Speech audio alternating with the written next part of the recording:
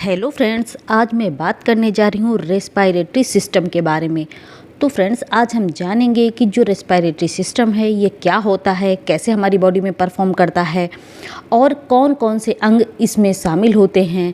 तो श्वसन अंग इसमें कौन कौन से आते हैं, ब्रीदिंग प्रोसेस कैसे होती है, कितना हम लोग कौन सी एयर इनहेल करते हैं और कितनी कौन सी एयर एक्सहेल करते हैं, और कौन कौन से जो अंग हैं हमारे रेस्पिरेटरी सिस्टम में आते हैं, श्वसन तंत्र में आते हैं, उनको भी डिटेल से समझेंगे।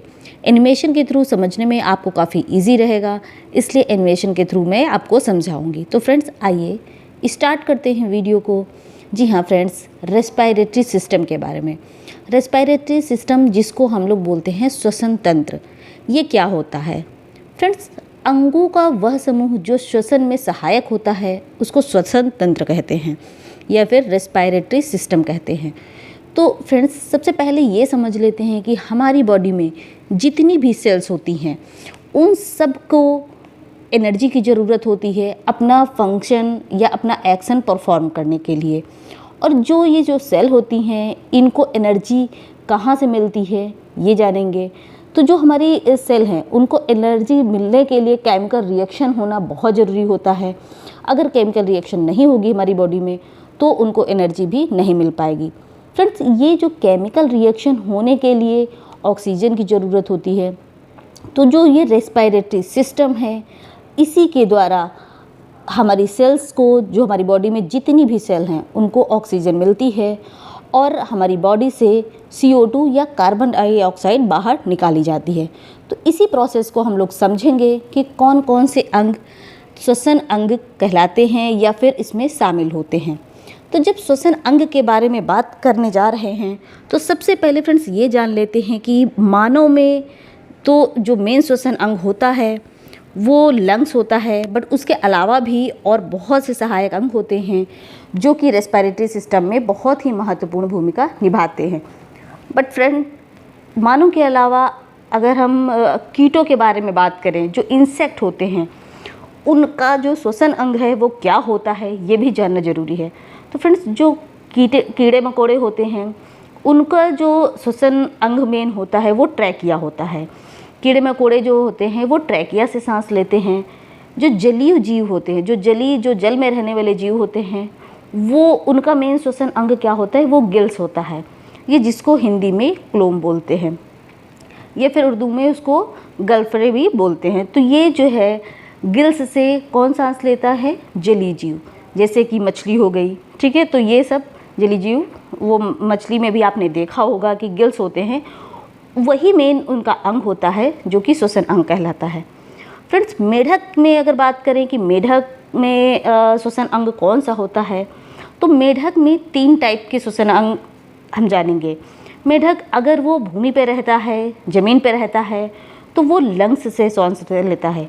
लेकिन जब आपने देखा होगा बहुत ही गर्मी होती है या मेढक जो है अचानक से गायब हो जाते हैं, तो गायब होने का मतलब है वो भूमिगत हो जाते हैं या ज़मीन के नीचे छिप जाते हैं निष्क्रिय अवस्था में। तो उस टाइम जो वो सांस लेते हैं वो अपनी स्किन से लेते हैं या अपनी त्वचा से सांस लेने का कार्य करते हैं। बट फ्रेंड्स, जब मेढक बहुत छोटा होता है, जैसे कि हम उसको टेडपोल नाम से जानते हैं, तो जो टेडपोल होता है वो श्वसन क्रिया कैसे परफॉर्म करता है, तो वो गिल्स से ही करता है। आपने देखा होगा जब मेढक बहुत ही छोटा होता है तो वो देखने में भी आपको मछली जैसा ही दिखता है। जब बड़ा हो जाता है तो उसका शेप चेंज हो जाता है, वो मेढक में कन्वर्ट हो जाता है, बट पहले देखने में बिल्कुल आपको मछली जैसा ही लगेगा। तो जब टेडपोल होता है तो वो गिल्स से सांस लेता है। जब मेढक बड़ा हो जाता है, मैच्योर हो जाता है, तो वो लंग्स से सांस लेता है जब वो भूमि पे रहता है, ज़मीन पे रहता है। लेकिन जब वो ज़मीन के अंदर रहता है तो कैसे, स्किन से या त्वचा से सांस लेने का कार्य करता है। तो फ्रेंड्स, ये तो हो गया अलग अलग जीवों में कि कौन कौन से श्वसन अंग होते हैं। अब आइए समझते हैं ब्रीदिंग के बारे में। ये जो श्वसन अंग है ह्यूमन बॉडी में, हम लोग कैसे सांस लेते हैं और कौन कौन से अंग उसमें इन्वॉल्व होते हैं। तो जो फ्रेंड्स पहला अंग होता है, आप नोट भी कर सकते हैं, पहला होता है वो नोज़ होता है, या नेज़ल पैसेज जिसको बोलते हैं, नेज़ल कैविटी। हमारी जो नाक होती है यहीं से हम सांस लेना शुरू करते हैं। हम जब सांस लेते हैं तो उसमें हमारी जो नेज़ल कैविटी है या जो नोज़ल पैसेज है उसमें एक म्यूकस मेम्ब्रेन होती है जो कि लगभग आधा लीटर म्यूकस प्रतिदिन निकालता है। फ्रेंड्स, हमारी जो नोज़ है, नेज़ल पैसेज है, मेन इसका जो फंक्शन होता है वो क्या करता है, वो सूंघने का कार्य हमारी नोज़ करती है। और इसमें छोटे छोटे से बाल भी पाए जाते हैं या रोमे टाइप से रहते हैं। जो छोटे बाल होते हैं इनका वर्क क्या होता है, ये धूल के कणों को रोकने का कार्य करते हैं। जब भी बहुत ज़्यादा कहीं पे डस्ट होती है, धूल मिट्टी होती है, तो वहाँ पे जो कण हैं ये क्या है, जो बाल होते हैं उन्हीं के द्वारा रोक लिया जाता है। या फिर अगर कोई सूक्ष्म जीव है, जीवाणु है, उसको भी ये जो नेज़ल पैसेज ये नोज़ के द्वारा जो ये बाल हैं उनके द्वारा रोक लिया जाता है। तो ये तो हो गया पहला इसका अंग। दूसरा फ्रेंड्स जो है वो होता है फेरिंग्स। फेरिंग्स क्या होता है, ये रेस्पिरेटरी सिस्टम का और डाइजेस्टिव सिस्टम दोनों का अंग होता है। कई बार एग्ज़ाम में ये भी पूछा जाता है कि रेस्पिरेटरी सिस्टम और डाइजेस्टिव सिस्टम दोनों में कौन सा ऐसा ऑर्गन होता है जो दोनों में परफॉर्म एक साथ काम करता है। तो ये रेस्पिरेटरी सिस्टम और डाइजेस्टिव सिस्टम दोनों का पार्ट होता है। फ्रेंड्स, फेरिंग्स को हिंदी में ग्रसनी बोलते हैं, जो कि नज़ल कैविटी या नज़ल के बाद ही इसका शेप आप देख सकते हैं। फ्रेंड्स, अगला जो होता है वो होता है लैरिंग्स, जिसको हम लोग स्वर यंत्र भी बोलते हैं। ये रेस्पिरेटरी सिस्टम का वह भाग होता है जो कि फेरिंग्स तथा ट्रेकिया को जोड़ने का कार्य करता है। मतलब कि ये फेरिंग्स और ट्रेकिया के बीच में होता है, इसको स्वर यंत्र भी कहा जाता है। तो ये जो फंक्शन इसका मेन है वो साउंड को प्रोड्यूस करना है। लैरिंग्स का काम क्या होता है, साउंड को प्रोड्यूस करता है ये। फ्रेंड्स, जो ये लैरिंग्स है इसके प्रवेश द्वार पर ही, जैसे ये स्टार्ट होता है, प्रवेश द्वार पर ही एक ढक्कन के समान वॉल्व होती है जिसे हम लोग एपिग्लॉटिस कहते हैं। किस नाम से जानते हैं इसको, एपिग्लॉटिस। फ्रेंड्स, ये एपिग्लॉटिस का वर्क क्या होता है, ये बहुत ही इंपॉर्टेंट वर्क प्ले करता है। ये जब हम फूड खाते हैं और उसको निगलना होता है तो ये क्या, एपिग्लॉटिस ट्रैकिया द्वारा बंद कर दिया जाता है, जिससे कि फूड ट्रैकिया में या फिर श्वास नली में ना जा पाए। और जब हम सांस लेते हैं तो फूड पाइप के रास्ते को बंद कर देता है, जिससे कि एयर जो है वो फूड पाइप में न जा पाए। तो ये क्या करता है, एक ढक्कन की तरह से कार्य करता है कि कब हमें फूड पाइप को ओपन करना है, कब जो एयर पाइप है उसको ओपन करना है। ठीक है, तो आप ये समझ गए हैं कि कब इसको किस साइड बंद करना है। ये इसको सिग्नल कहाँ से मिलता है, ब्रेन से मिलता है। इसीलिए फ्रेंड्स बोला जाता है कि जब आप खाना खाएं तो कंसंट्रेट होकर खाना चाहिए, ज़्यादा बात नहीं करना चाहिए या फिर किसी को याद नहीं करना चाहिए। ये क्योंकि अगर आप कई बार क्या करते हैं कि आपका माइंड कहीं और रहता है, कुछ और सोच रहे होते हैं और आप खाना खा रहे होते हैं, तो अचानक से ब्रेन को ये मैसेज नहीं पहुंच पाता है कि ये इसको फूड पाइप में भेजना है या फिर इसको फेरिंग्स में लैरिंग्स के थ्रू ये एयर पाइप में जाना चाहिए। तो ये क्या, गलती से अगर फूड आपका एयर पाइप में चला जाता है तो क्या है, आपको हिचकी आना शुरू हो जाता है। ठीक है, आपको ये लगता है कि हाँ हिचकी आ रही है या वो खांसी आना भी शुरू हो जाती है। इसलिए एपिग्लॉटिस का भी बहुत इंपॉर्टेंट रोल होता है हमारी बॉडी में। फ्रेंड्स, ये जो लैरिंग्स है ये पुरुषों में लैंगिक लक्षणों के विकास के साथ ध्वनि यंत्रों के चारों ओर एक विशेष रचना का निर्माण करती है, जिसे कि एडम एप्पल्स कहते हैं। एडम्स एप्पल क्या होता है फ्रेंड्स, ये भी जानेंगे। एडम्स एप्पल एक उभरा हुआ आपने देखा होगा कि पुरुषों में होता है और लेडीज़ में ये नहीं पाया जाता है। ये जो एडम्स एप्पल होता है होने की वजह से ही पुरुषों की आवाज़ लो पिच की होती है या फिर मोटी होती है, और फीमेल या जो स्त्रियां हैं, लेडीज़ हैं, उनकी आवाज़ क्या हाई पिच की और मधुर या फिर पतली होती है। तो अब ये भी जान लेते हैं कि मेन में वोकल कार्ड 20 mm का होता है और वोमेन में वोकल कार्ड कितना होता है, 15 mm का होता है। अब फ्रेंड्स अगले पॉइंट की बात करते हैं जो कि होता है ट्रैकिया। ट्रैकिया क्या होता है, ट्रैकिया के द्वारा ही जो एयर होती है, जो वायु होती है, वो लंग्स के अंदर तक पहुंचाई जाती है। ट्रैकिया आगे जा कर के 2 ब्रांचेस में बढ़ जाती है। आप देख रहे हैं इसमें कि 2 ब्रांचेस में आगे बढ़ गया है, जिसे हम ब्रोंकाई कहते हैं।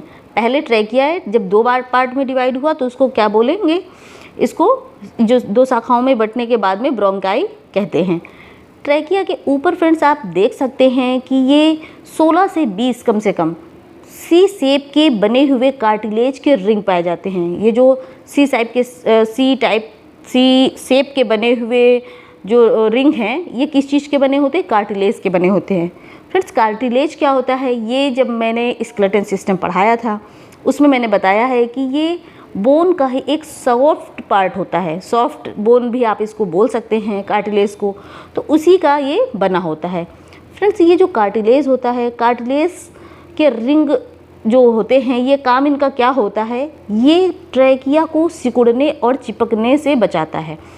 अगर ये रिंग ना ही हो तो अगर हम सांस लेते हैं और सांस अगर ट्रैकिया चिपक गया या सिकुड़ गया तो फिर हम सांस बाहर छोड़ नहीं पाएंगे।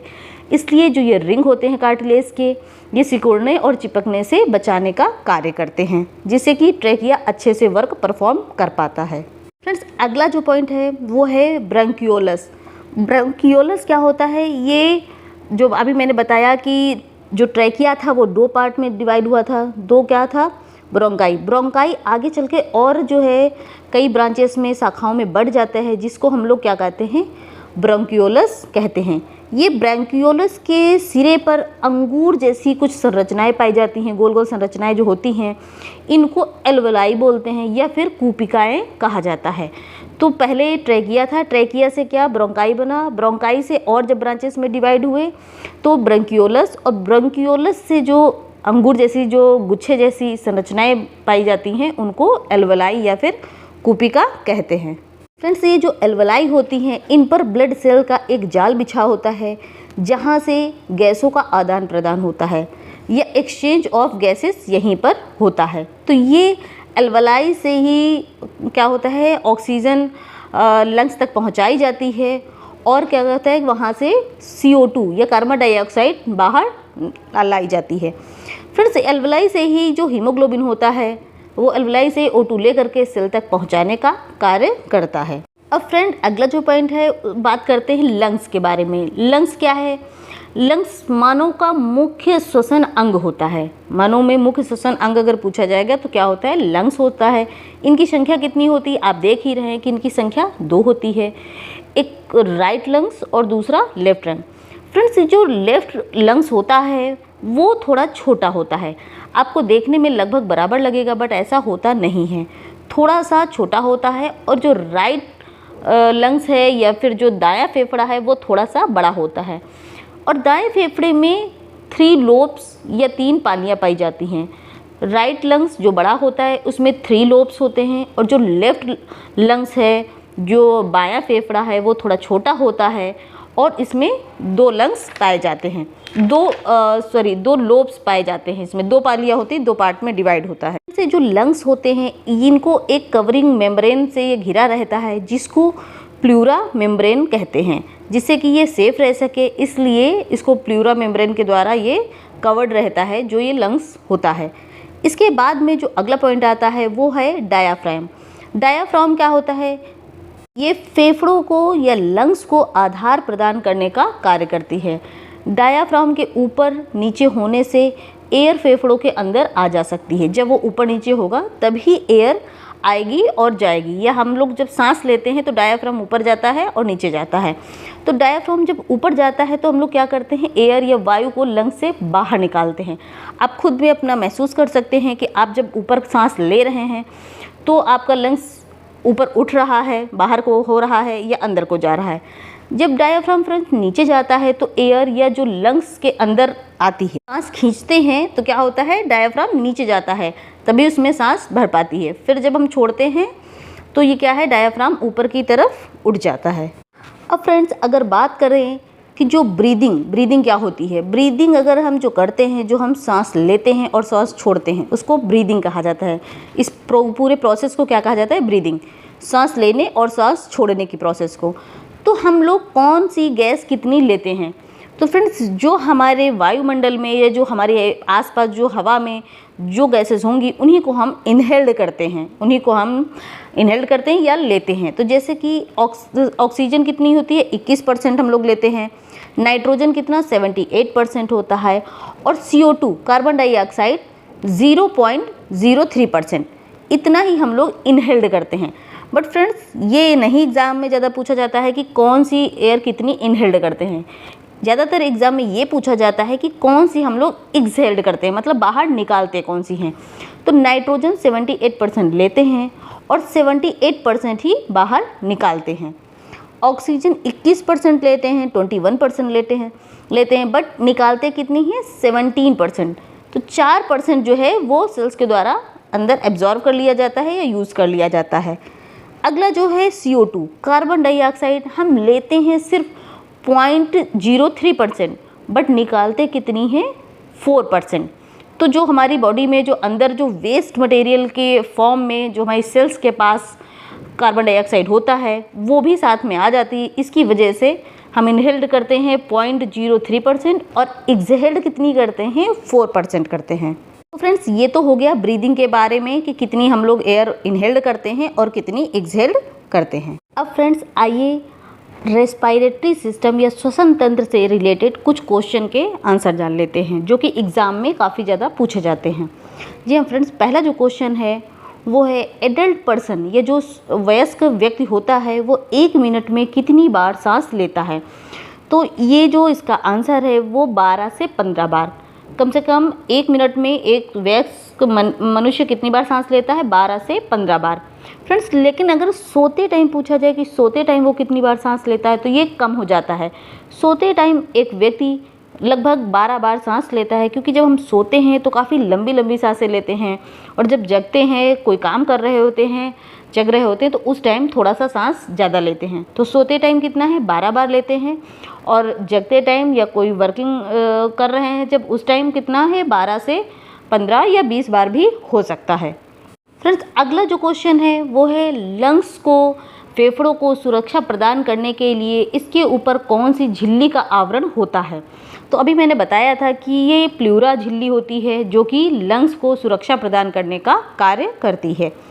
अगला जो क्वेश्चन है वो मनुष्य के फेफड़ों का वजन कितना होता है। तो मनुष्य के फेफड़ों का जो वजन होता है वो 1000 ग्राम होता है। जो फ्रेंड्स नेक्स्ट क्वेश्चन है वो ये है कि मनुष्य के फेफड़ों का, फ्रेंड्स अगला क्वेश्चन है टाइडल वॉल्यूम क्या होती है। टाइडल वॉल्यूम किसे कहते हैं। तो एक बार में जितनी सांस ले सकते हैं उसको कहा जाता है टाइडल वॉल्यूम। तो टाइडल वॉल्यूम कितनी होती है, एक बार में हम लोग कितनी सांस ले सकते हैं। तो 500 ml, एक 500 ml की बॉटल में जितनी एयर आती है उतनी ही हम लोग एक बार में सांस ले सकते हैं। फ्रेंड्स, आज का हमारा जो टॉपिक था रेस्पिरेटरी सिस्टम, मैंने पूरी कोशिश की आपको अच्छे से समझाने की। आई होप मेरे द्वारा ये जो बनाया गया वीडियो है आपको समझ आया होगा। तो अगर हमारा वीडियो अच्छा लगा हो तो इसको लाइक करिए और अगर आप हमारे चैनल पे नए हैं, अभी तक सब्सक्राइब नहीं किया है तो इसको सब्सक्राइब कर लीजिए। और हाँ फ्रेंड्स, ज़्यादा से ज़्यादा लोगों तक इसको शेयर करिए जिससे कि ये नॉलेज वाले वीडियोस दूसरे लोगों तक भी पहुंच सकें। तो फ्रेंड्स, मिलते हैं अगले वीडियो में किसी ऐसे ही नए टॉपिक के साथ में। Thanks for watching.